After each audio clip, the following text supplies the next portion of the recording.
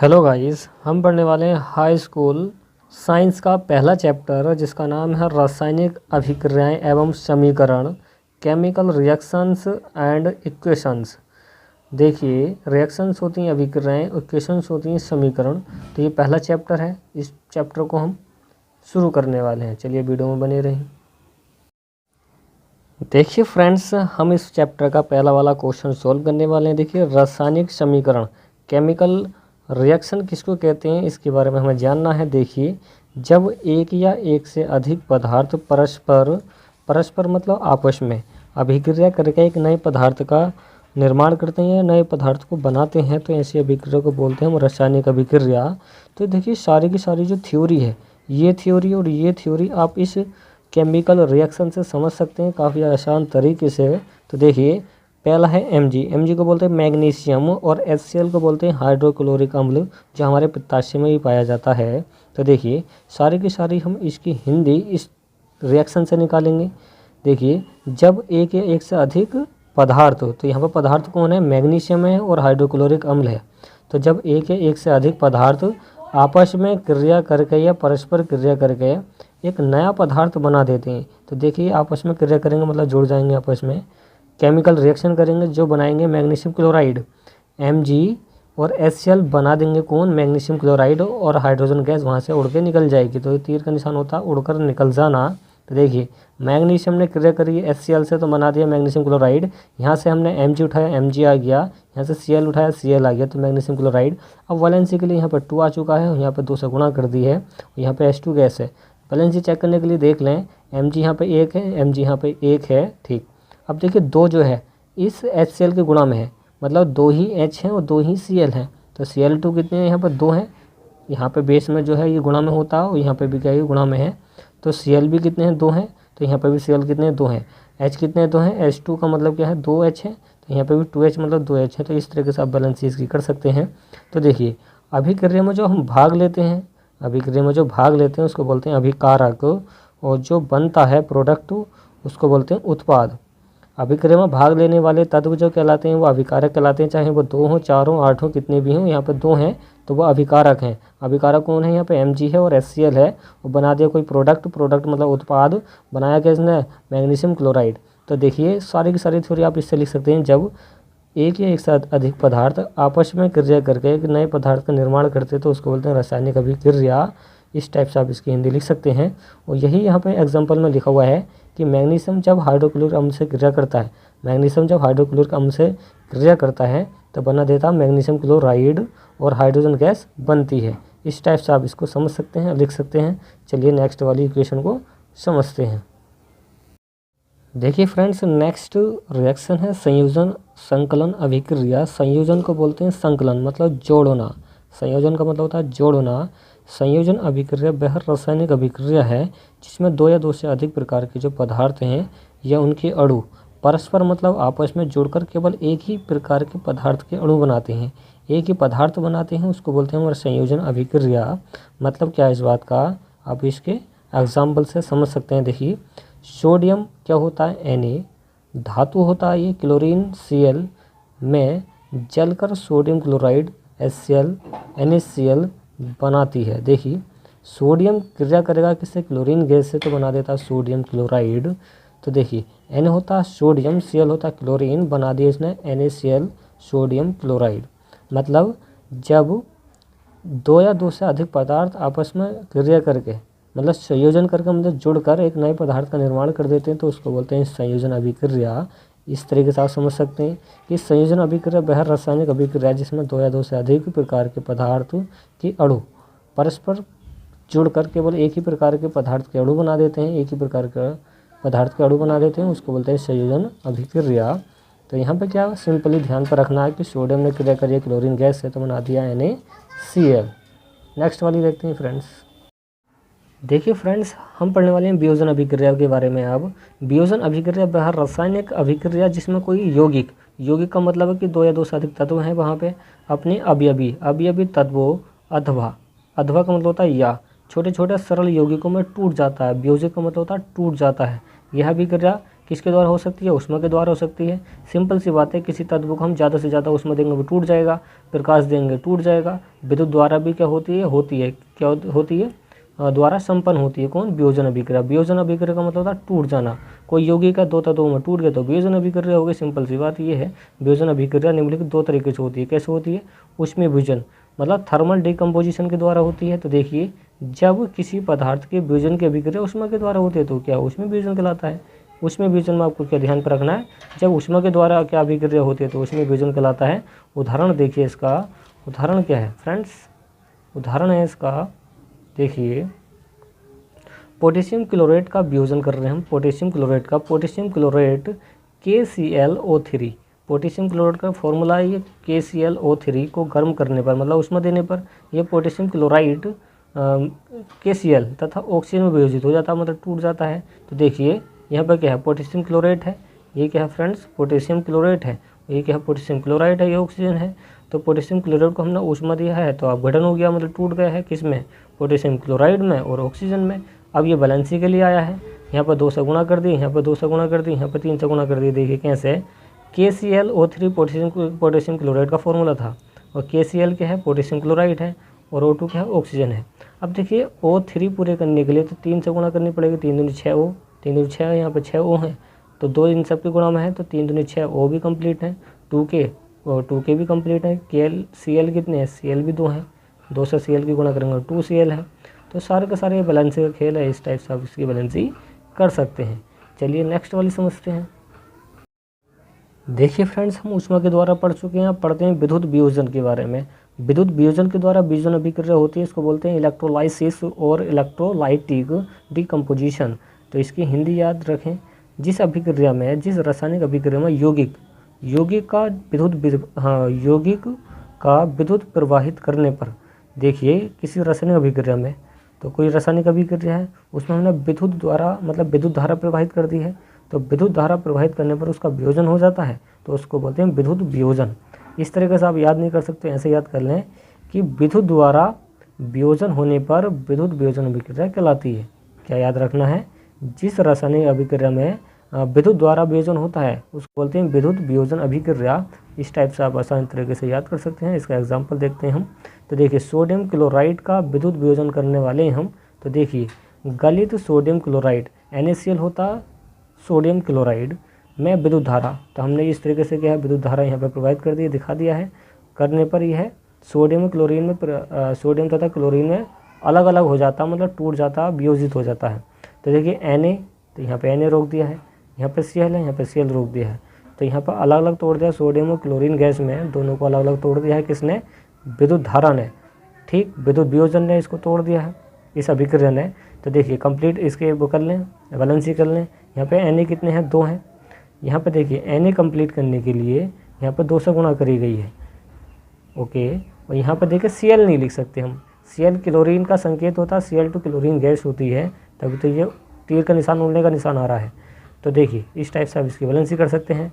देखिए 2 Na है तो 2 Na है, 2 ही Cl है तो 2 ही Cl है। Cl2 का मतलब क्या? 2 Cl है, ये गुणा में रहता है। तो सोडियम क्लोराइड का फॉर्मूला ये सोडियम का, ये क्लोरीन का है। चलिए नेक्स्ट वाली समझते हैं। नेक्स्ट एग्जाम्पल है इसका जल का विद्युत वियोजन। जल का हम विद्युत वियोजन कर रहे हैं, मतलब जल में धारा करंट प्रवाहित कर रहे हैं।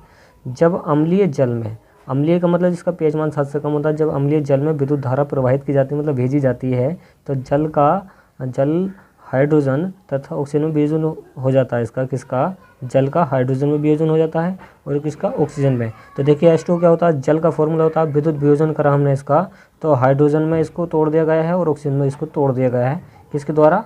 करंट के द्वारा, मतलब भाप बनकर उड़ने लगी है ऑक्सीजन के द्वारा यहाँ पे। तो इस टाइप से इसका वियोजन हो जाता है। देखिए 2H2 4H है, 2H2 4H है, 2O भी पूरे हैं, O भी कितने हैं? पूरे हैं। इस टाइप से इसको समझ सकते हैं। नेक्स्ट वाला देखते हैं। देखिए फ्रेंड्स, हम पढ़ते हैं विस्थापन या प्रतिस्थापन अभिक्रिया के बारे में। देखिए विस्थापन वह रासायनिक अभिक्रिया है जिसमें किसी यौगिक के अणु, कोई यौगिक है उसके अणु के किसी एक परमाणु या समूह के स्थान पर कोई दूसरा परमाणु या समूह आ जाता है, उसको बोलते हैं विस्थापन अभिक्रिया। कैसा? अपनी भाषा में समझ सकते हैं। यहाँ पर कोई देखिए कोई तत्व है और यहाँ पर कोई तत्व है, ये इसके स्थान पर आ जाता है, ये इसके स्थान पर आ जाता है, तो उसको बोलते हैं विस्थापन। मतलब अपना स्थान किसी और को दे देना, उसको बोलते हैं विस्थापन। तो देखिए विस्थापन वह रासायनिक अभिक्रिया जिसमें कोई परमाणु या अणु दूसरे परमाणु के स्थान पर आ जाता है उसको बोलते हैं विस्थापन अभिक्रिया। तो सिंपली आप इसकी सारी की सारी हिंदी इसकी रिएक्शन है इसकी याद कर सकते हैं, क्वेश्चन है। तो देखिए Fe जो आयरन है यहाँ पर कॉपर सल्फेट का विलयन है। जब Fe आयरन कॉपर सल्फेट के विलयन में डाला जाएगा तो कॉपर को उठाकर फेंक देगा, मतलब क्या कर देगा, विस्थापित कर देगा। तो इसके स्थान से किसको हटा देगा, ये Fe हटा देगा किसको, कॉपर को अपने इसके स्थान से। तो इसके स्थान पर खुद बैठ गया आन के देखिए, तो यहाँ पर कॉपर की जगह कौन आ गया, Fe। तो इसी को बोलते हैं हम विस्थापन अभिक्रिया। इसको विस्थापित कर दिया, हटा दिया है। विस्थापन का मतलब हटा दिया है किसको, कॉपर को, तो इसको बोलते हैं विस्थापन अभिक्रिया। तो देखिए जब Fe कॉपर सल्फेट के विलयन में डाला जाता है तो कॉपर के स्थान पर कौन आ जाता है, Fe आ जाता। तो इस तरीके से आप इसको याद कर सकते हैं फ्रेंड्स। चलिए देखिए यहाँ पे Fe के आयरन कॉपर सल्फेट क्या है, CuSO4, Fe और FeSO4 क्या होता है, फेरस सल्फेट, और Cu क्या होता है, कॉपर। इस टाइप से आप इसको याद कर सकते हैं। केवल आपको प्रैक्टिस करनी है इन रिएक्शन की, सारी की सारी हिंदी इन रिएक्शन से लिखी जाती है, इसी पर इसके नंबर मिलते हैं। चलिए नेक्स्ट वाली सोल्व करते हैं। देखिए फ्रेंड्स अब पढ़ते हैं संक्षारण के बारे में। संक्षारण का बेसिकली मतलब होता है कि जंगल चढ़ना। तो देखिए जंगल कैसे कैसे चढ़ती है।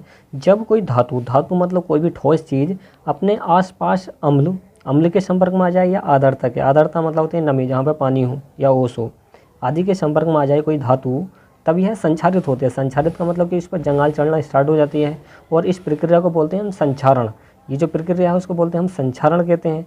जैसे एग्जाम्पल क्या है कि चांदी के ऊपर काली परत चढ़ जाती है और तांबे के ऊपर क्या है, हरी परत चढ़ जाती है, तो उसको बोलते हैं हम संक्षारण। ये संक्षारण के प्रमुख एग्जाम्पल हैं। ओके, तो संक्षारण सिंपली आपको याद कैसे करना है कि जब धातु के ऊपर क्या है कोई जंगाल चढ़ जाती है उसको संक्षारण कहते हैं अपनी भाषा में।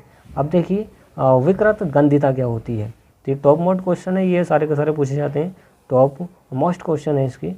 विकृत गंधिता क्या होती है, जब वसा और तेल तथा उनमें बनाए गए खाद्य पदार्थ, देखिए वसा होनी चाहिए, तेल होनी चाहिए, बात एक ही है, और या फिर उनसे बनाए गए कोई खाद्य पदार्थ हैं, अगर वो वायु या ऑक्सीजन की से क्रिया कर लें, वायु से क्रिया कर लें या ऑक्सीजन से क्रिया कर लें, तो क्या हो जाते हैं, वो ऑक्सीकृत हो जाते हैं। मतलब ऑक्सीजन से क्रिया करेंगे तो ऑक्सीकृत होंगे, तो उनमें से एक विशेष गंध आने लगती है। मतलब क्या है, गंध आती है, एक बदबू आती है, खुशबू आती है, तो गंध या बदबू को बोलते हैं गंध आने लगती है, तथा उनका स्वाद भी खराब हो जाता है। तो उसका जो बसा वाली चीज़ें उनका स्वाद भी खराब हो जाता है। इस प्रक्रिया को ही हम बोलते हैं विकृत गंधिता। मतलब क्या, स्वाद बिगड़ जाना, मतलब गंध आना या बदबू आना, तो उसको बोलेंगे विकृत गंधिता। अपनी भाषा में क्या समझेंगे इसको कि बदबू आना किसी चीज़ से, तो वो क्या हो गया, विकृत गंधिता हो गई। मतलब क्या हो गया, जो गंध आ रही थी वो उसको बिगाड़ दिया है, विकृत कर दिया है। अब एग्जाम्पल क्या है कि अचार व मुरब्बा को अगर खुली या वायु में रखने पर खराब हो जाना क्या कहलाता है, विकृत गंधिता का प्रमुख एग्जाम्पल है। अगर आप मुरब्बे को रख दें क्या वायु में, या किसको रख दें, अचार को रख दें, तो वो क्या खराब हो जाता है। तो इस टाइप से आप इसको समझ सकते हैं। नेक्स्ट क्वेश्चन है फ्रेंड्स कि जब लोहे की कील को कॉपर सल्फेट के विलयन में डुबोया जाता है तो विलयन का रंग क्यों चेंज हो जाता है। तो ये हमें बताना कि विलयन का रंग क्यों चेंज हो जाता है फ्रेंड्स। तो काफ़ी आसान है। देखिए लोहा कॉपर की अपेक्षा अधिक क्रियाशील तत्व है। मतलब लोहे में ज़्यादा पावर होती है किसी कॉपर से, क्रियाशील का मतलब होता है ज़्यादा ताकतवर होना, इसलिए यह कॉपर सल्फेट के विलयन में, मतलब लोहे को कॉपर सल्फेट के विलयन में डालते हैं तो कॉपर को हटा देता है, विस्थापित कर देता है। और अभिक्रिया का समीकरण इस तरीके से आप लिख सकते हैं। देखिए Fe जो है सॉलिड है, S मतलब सॉलिड है, कॉपर सल्फेट के विलयन हमने डाला है, तो कॉपर सल्फेट के विलयन में एक्वाइस का मतलब होता है जिसमें थोड़ा पानी हो, तो कॉपर सल्फेट के हमने विलयन में इसको डाल दिया, Fe को डाल दिया है, तो ये कॉपर को हटा देगा।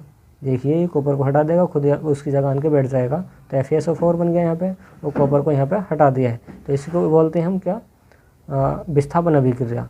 तो इस तरीके से इसने क्या, इसका रंग चेंज कर दिया। देखिए अभिक्रिया के फलस्वरूप हुआ क्या कि विस्थापित कॉपर लोहे की कील पर जम जाता है। जब विस्थापित कौन होता है, कॉपर लोहे की कील पर जम जाता है तथा आयरन सल्फेट का विलयन प्राप्त होता है, जिसका रंग क्या है, कॉपर सल्फेट के विलयन से हल्का होता है, इसलिए इसका रंग जो है चेंज हो जाता है।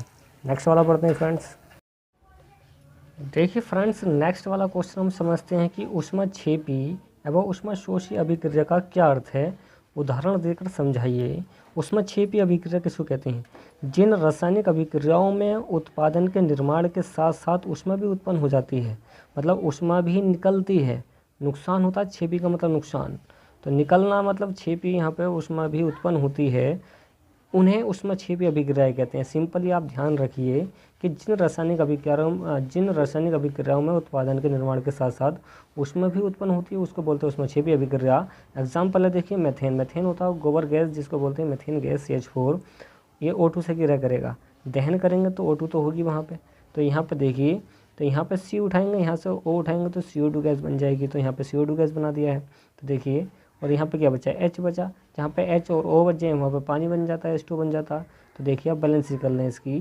C कितने हैं, यहाँ पे 1 है तो C यहाँ पे पूरे हैं। O कितने हैं, पर 2 दूनी 4, 4 O हैं तो 2 O यहाँ पे हैं। तो और क्या है, 2 O यहाँ पे हैं। 2 से O की गुणा होगी 2 O, 2 दूनी 4 H है तो यहाँ पे भी 4 H है। तो इस तरह से इसकी बैलेंस हो चुकी है। अब देखिए ऊष्मा शोषी अभिक्रिया किसको कहते हैं, जिन रासायनिक अभिक्रियाओं में ऊर्जा अवशोषित होती है, जिन रासायनिक अभिक्रियाओं में ऊर्जा अवशोषित होती है उन्हें ऊष्मा शोषी अभिक्रिया कहते हैं। मतलब क्या, ऊष्मा का अवशोषण हो रहा है, शोषण हो रहा है, तो उसको बोलेंगे ऊष्मा शोषी अभिक्रिया।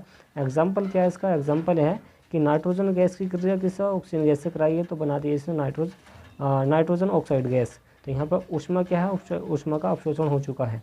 तो काफ़ी आसान है। चलिए नेक्स्ट वाला सोल्व करते हैं, समझते हैं। देखिए नेक्स्ट क्वेश्चन है कि श्वसन को ऊष्मक्षेपी अभिक्रिया क्यों कहते हैं। किसको, श्वसन को, सांस लेने को। वर्णन कीजिए कि श्वसन को ऊष्मक्षेपी अभिक्रिया कहते हैं क्योंकि इसके अंतर्गत होता क्या है कि भोजन के छोटे छोटे टुकड़ों में टूट जाता है। कौन, भोजन छोटे छोटे टुकड़ों में टूट जाता है पाचन के दौरान, जिसके फलस्वरूप होता है कि ऊर्जा उत्पन्न होती है। तो वहाँ से ऊर्जा बनती है जिससे कि हम जिंदा रहते हैं, जो हमारे शरीर को क्या कार्य करने की शक्ति प्रदान करती है। अब देखिए अब क्या होती है इसकी केमिकल रिएक्शन कि ग्लूकोज में टूटेगा खाना, किसके द्वारा, ऑक्सीजन के द्वारा। ऑक्सीजन को बॉडी की ज़रूरत पड़ती है तो यहाँ पे बनेगी कौन, कार्बन डाइऑक्साइड। हम कार्बन डाइऑक्साइड गैस छोड़ते हैं और क्या है, जल निकलता है और ऊर्जा मुक्त होती है जिससे कि हम जिंदा रहते हैं। तो ग्लूकोज का फॉर्मूला होता है C6H12O6। ऑक्सीजन से क्रिया करिए तो यहाँ पर कार्बन डाइऑक्साइड गैस बनाएगा और यहाँ पर बना देगा जल। तो यहाँ पर ये बैलेंसी के लिए आया 6 और 6। वैसे भी इसको बैलेंसी के लिए आप गिन सकते हैं, क्या होगा, कार्बन कितने 6 हैं तो यहाँ पर क्या है, कार्बन भी क्या है 6 हैं। और कितने हैं, 6 दूनी 12 O, 12 और 6 18 O। तो 6 O यहाँ पे हैं और 6 दूनी 12, 18 मतलब क्या है 6 दूनी 12 O यहाँ पे है और 6 O यहाँ पे है, कितने 18 O। तो O भी कंप्लीट है और क्या है H भी कंप्लीट है। अगर आपको समझ में ना रहे हो तो ऐसे देखें। देखिए C6 मतलब क्या है, 6 कार्बन है तो 6C 6 कार्बन है और 6 से गुणा करते हैं, 6 दूनी 12 तो 12 O यहाँ पे बैठेंगे और 6 का 6 तो 6 O यहाँ पे, 12 और 6 18 O। तो यहाँ पे कितना हो जाएगा, 6 दूनी 12 O यहाँ पे है और 6 O यहाँ पे है। ये जो बेस में है ये गुणा में रहता है तो 6 O यहाँ पे है तो कितने 12 O। तो इस तरीके से आप इसकी बैलेंसी कर सकते हैं। ये ग्लूकोज का फॉर्मूला ऑक्सीजन का, ये कार्बन डाइऑक्साइड का, और जल यहाँ से बन जाएगा, ऊर्जा मुक्त हो जाएगी। चलिए नेक्स्ट वाला समझते हैं। देखिए फ्रेंड्स अब पढ़ते हैं रेडॉक्स अभिक्रिया के बारे में। रेडॉक्स अभिक्रिया किसको कहते हैं, उदाहरण देकर इसको समझाइए। तो वह रासायनिक अभिक्रिया जिसमें एक अभिकारक क्या होते हैं जो अभिक्रिया में भाग लेते हैं।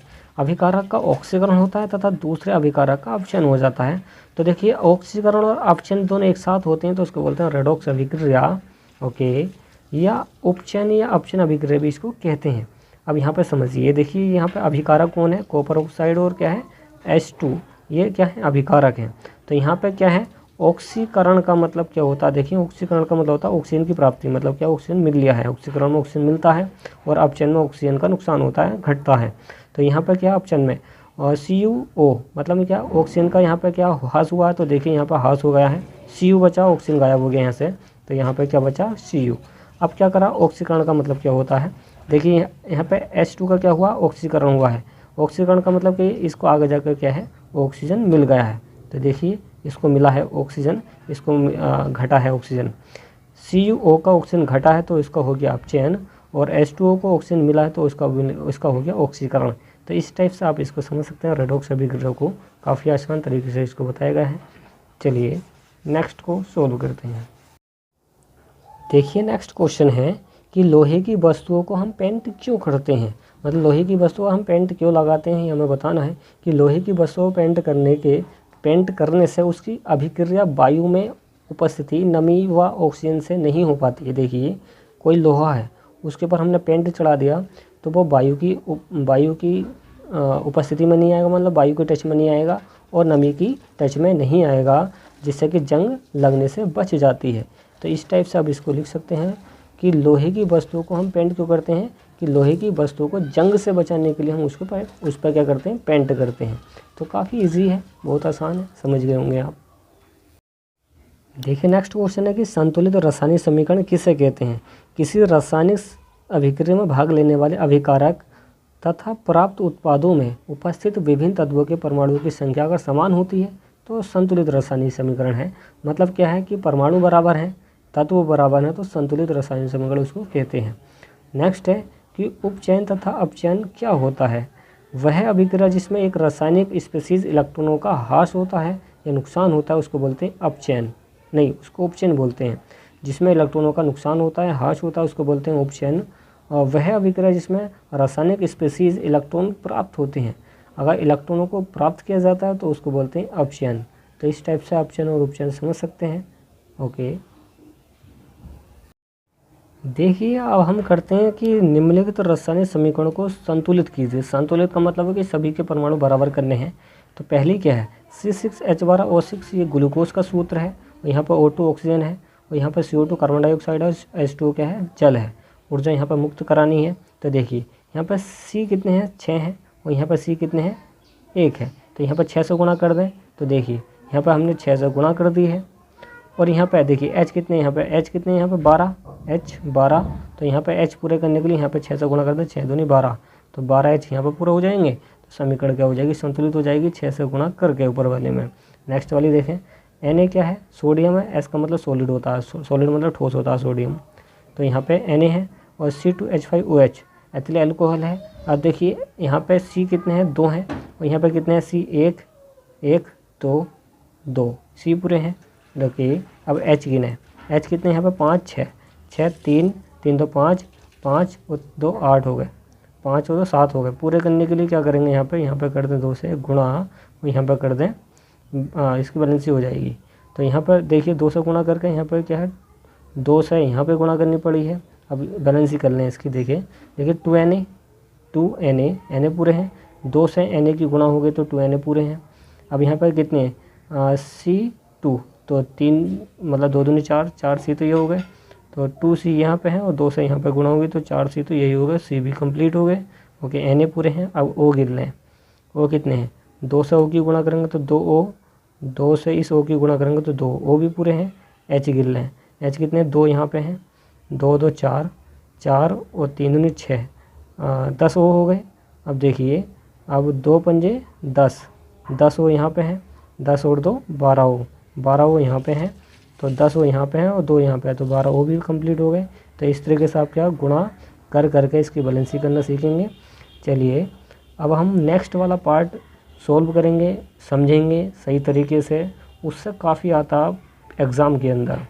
ओके, चलिए वीडियो को यहीं पे समाप्त करते हैं। वीडियो को अगर पसंद आई तो वीडियो को लाइक एंड शेयर कीजिए, चैनल को सब्सक्राइब कीजिए। Thanks for watching guys.